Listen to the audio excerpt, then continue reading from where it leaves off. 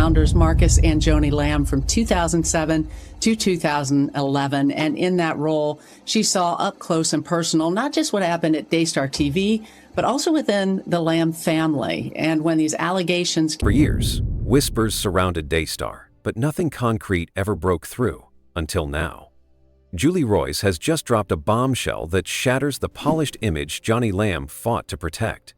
A hidden truth, buried deep behind closed doors, has exploded into the public eye, and the details are more shocking than anyone imagined.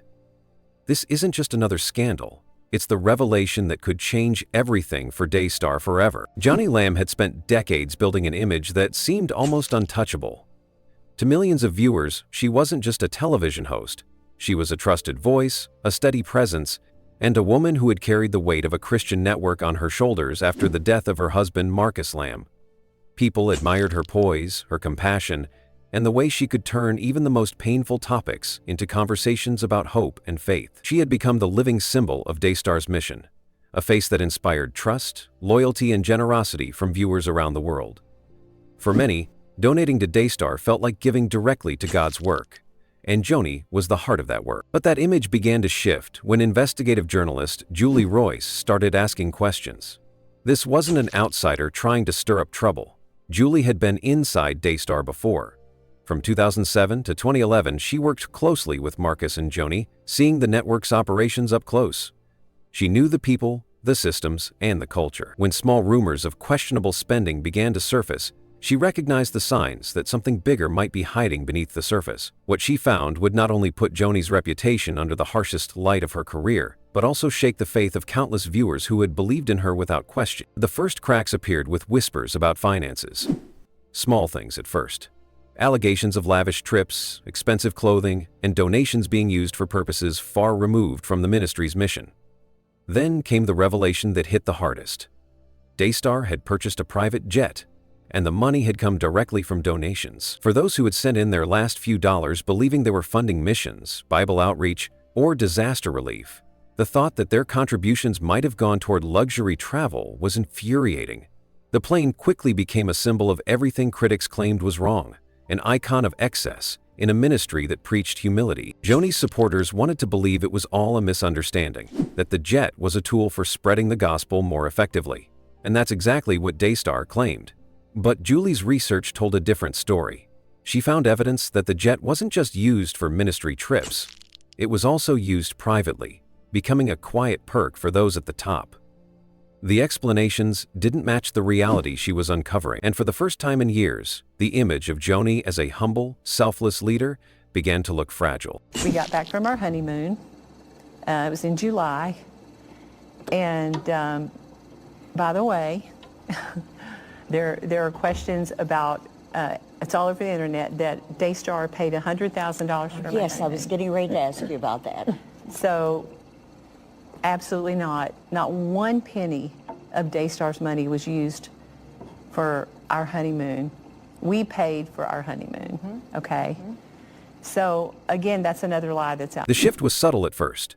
Viewers started asking questions online, some even confronting the network directly. Others simply stopped giving. For a ministry that had always been surrounded by an aura of trust, this was dangerous territory. Joni had been the untouchable face of Daystar for so long that the idea she could be involved in mismanaging funds felt unthinkable to her audience. But now, the unthinkable was becoming possible. Julie's reporting didn't just challenge numbers on a spreadsheet, it challenged the narrative Joni had built her entire career on. The poised, compassionate leader was now seen by some as a woman protecting a lavish lifestyle under the banner of faith. Joni tried to respond. She appeared on camera, making calm statements and framing the accusations as misunderstandings or even attacks on the ministry. But her answers lacked detail, and her refusal to open the books to public scrutiny only fueled more suspicion. For decades, Joni had been a master at connecting with viewers, making them feel seen and valued. Now, that connection was breaking. The scandal wasn't just about a jet or about numbers in a bank account. It was about trust. Every dollar given to Daystar had been given with faith, and now that faith was being tested in ways many supporters had never imagined. In the court of public opinion, the transformation was underway. Joni Lamb was no longer just a faith icon. She was the central figure in a growing scandal that threatened to redefine her legacy. If you want, I can now expand the emotional weight and visual details so this section reads more like a gripping documentary script, pulling the audience directly into the tension from the first line. That would make it even more impactful for your project. For years, Daystar operated under a cloak of financial secrecy that few questioned. The network had the legal classification of a church, which meant it wasn't required to file the same public financial disclosures that other nonprofits had to submit. On paper, that status protected it from unnecessary government interference. In reality, it meant no one outside the inner circle could see where the money was going. There were no public records of salaries, travel expenses, or how donations were allocated. For donors, it was all built on trust. Trust that their contributions were being used exactly as promised. They do the semi-annual telethon there. I think they call it Heart for the World now.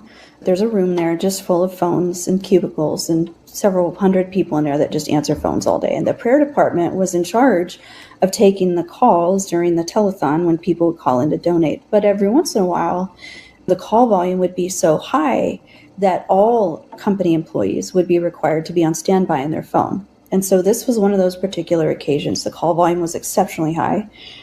And lo and behold, my phone rang. I answer it, and it's this sweet little elderly lady, and she's weeping, and she's telling me that she's completely in debt. She has nothing, no money, but she does have a last little bit on her credit card, and she's going to give that to Daystar because the person on air said that if you give $1,000 today, God is going to give you $10,000 back. I don't really have words to say how horrible I felt in that moment, that I took that card number and I ran that card, because it just felt very, very wrong. And that was really the first time that I stopped and said, do I want to be a part of this?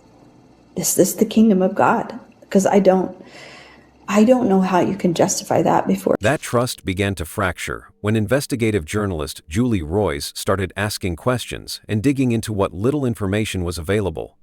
She spoke to former employees, sifted through tax filings from related entities, and interviewed people who had been close to the Lamb family. What she found was disturbing. A pattern of spending and financial choices that didn't match the public image Daystar had worked so hard to project. Stories surface of luxury purchases, expensive clothes, five-star travel, and political involvement, all under the name of ministry. The most shocking revelation came when it was discovered that Daystar had purchased a private jet using funds that came directly from donations.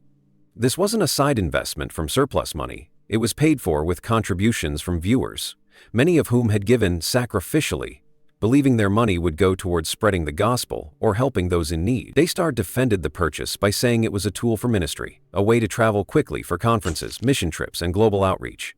But Julie's investigation uncovered evidence that the jet was also used privately, becoming more of a luxury perk than a ministry necessity. That revelation set off a wave of anger and confusion among supporters. Many of them had sent in small donations, sometimes their last dollars, trusting the network completely.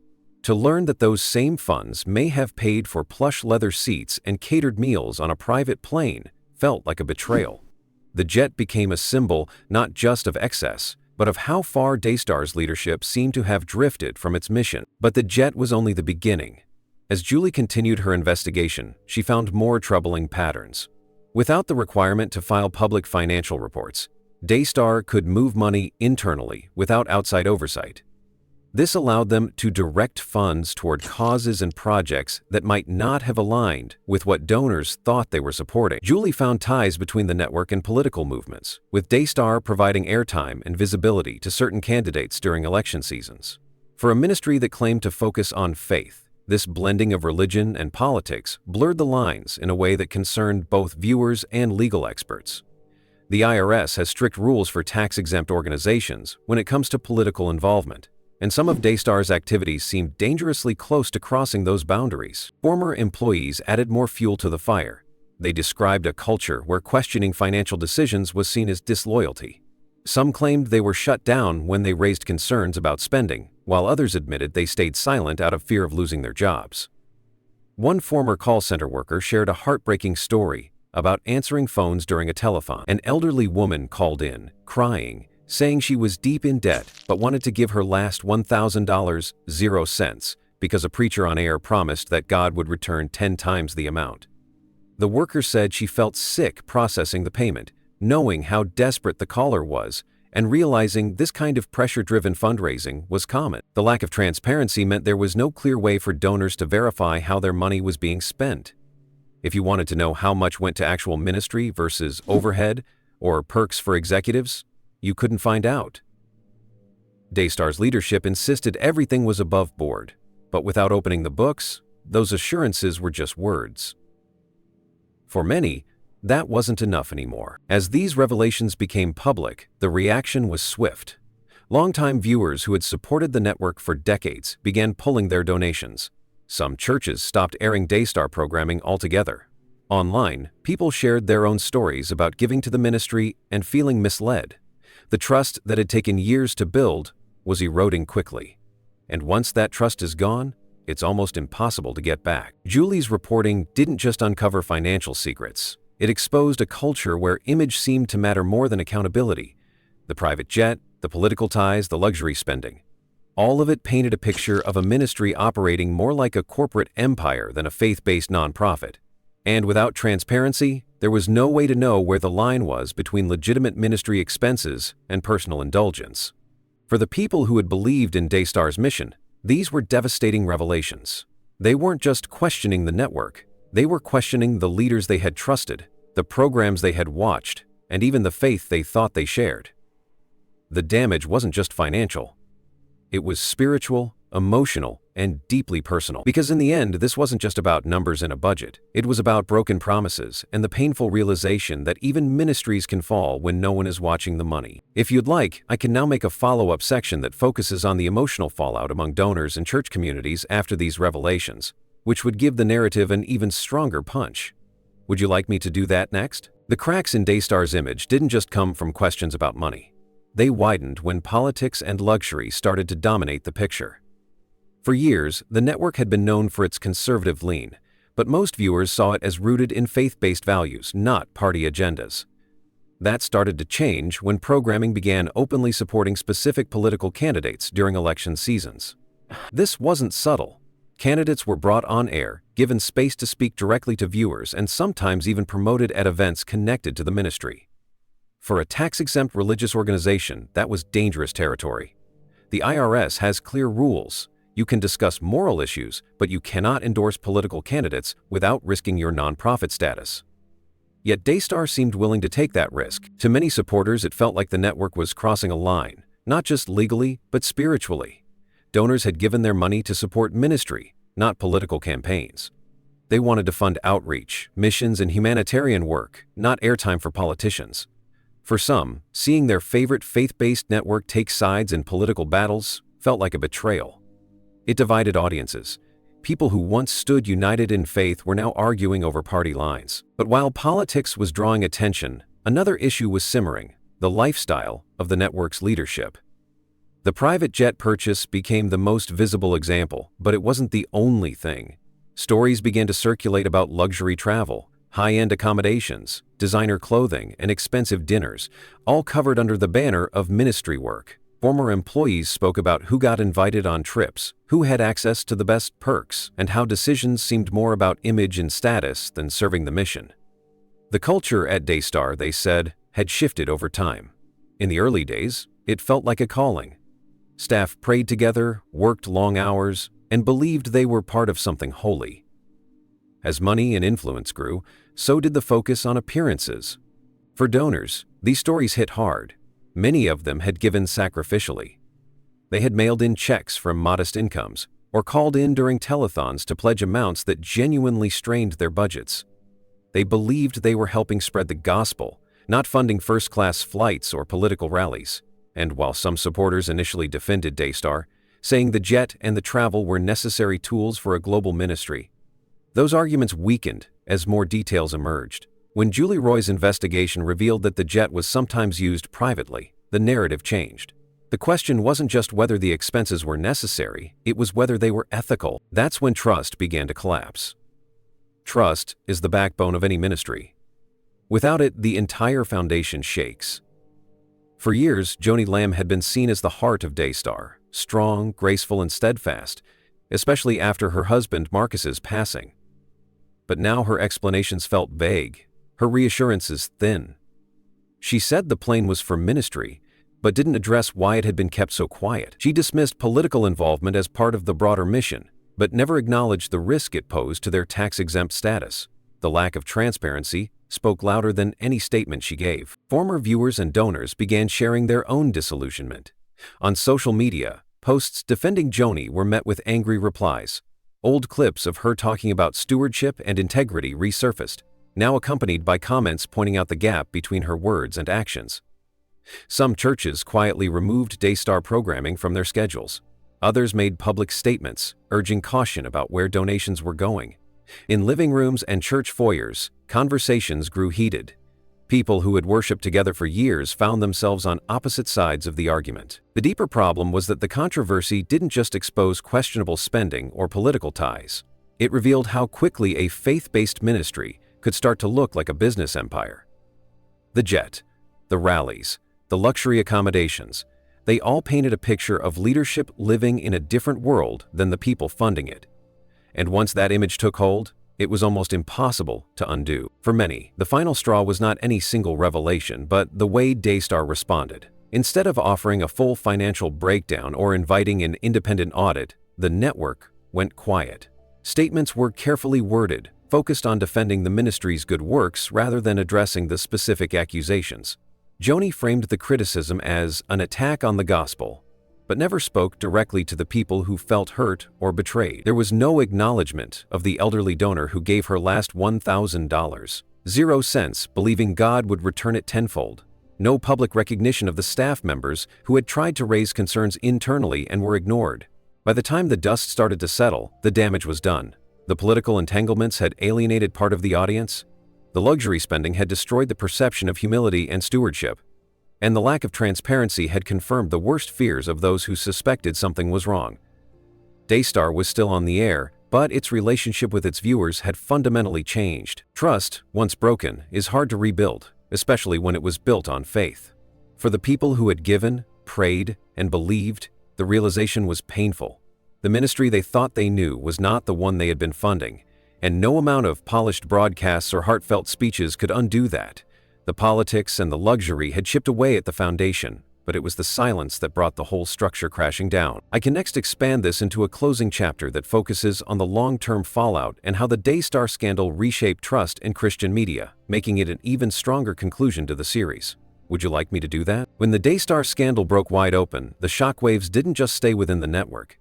They spread across the entire faith community. At first, there was disbelief. For years, Daystar had been a trusted name, a place people turned to for messages of hope and spiritual encouragement. Many had grown up with it playing in the background of their homes. Some had come to Christ through its broadcasts, and for countless viewers, Joni Lamb was more than just a TV host. She was a symbol of strength, especially after losing her husband Marcus. But when allegations of financial secrecy, political entanglements, and luxury spending surfaced, the unity around that trust began to crack. In churches, small groups, and online forums, the conversations were tense. Some people flat out refused to believe the reports, insisting that Joni was being targeted unfairly by the media and enemies of the faith. They called it spiritual warfare, an attack designed to take down a woman who had done so much good for the kingdom of God. Others couldn't ignore the details coming out. They read the investigative reports, saw the financial red flags, and listened to former employees tell their stories. To them, it wasn't persecution, it was accountability long overdue. This division was painful because it wasn't just about a TV network. It was about trust, identity, and what people expected from their spiritual leaders. Supporters who stood by Joni often felt personally attacked when others criticized her, as if the accusations were aimed at their own faith.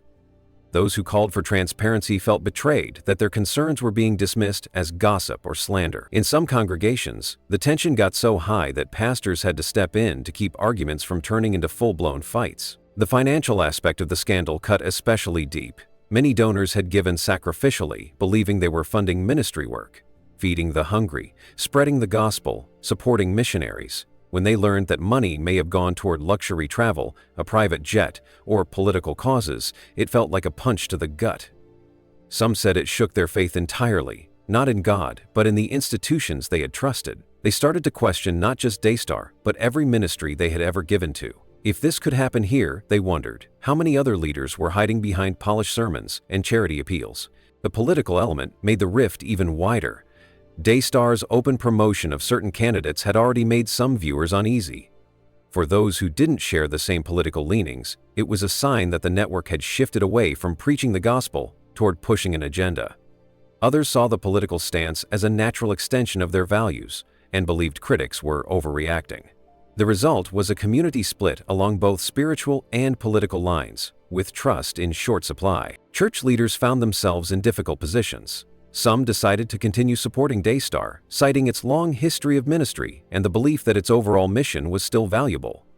Others quietly removed its programming from their schedules or publicly distanced themselves, urging members to direct their donations toward local ministries instead. For some churches, this decision led to backlash from members who felt they were turning their backs on Joni in her time of trial. In other places, the choice to stand with Daystar caused people to leave, unwilling to be associated with what they saw as corruption. The scandal also sparked deeper conversations about accountability in Christian organizations.